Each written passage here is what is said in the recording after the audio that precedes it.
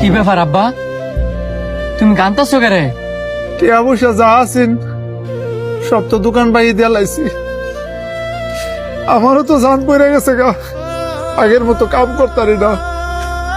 কালকে হইল ঈদ, তোর ছোট ভাইটাই কইতাছে গরুর গোস খাইতো, আমি কইতে আইনা দেব, এটা মনে করি আমি কান্দাছি।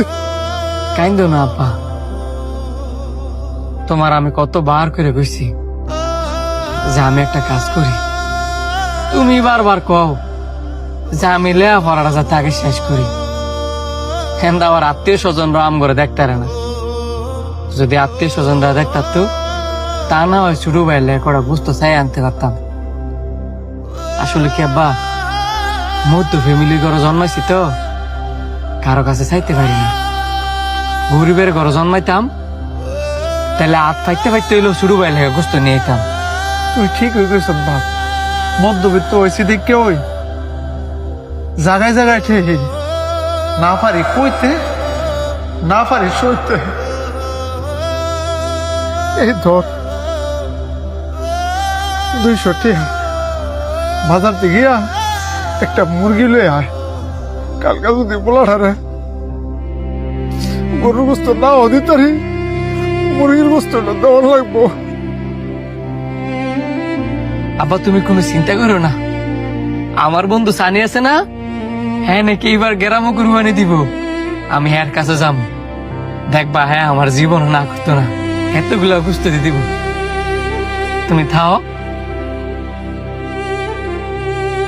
আমি মুরগি লই।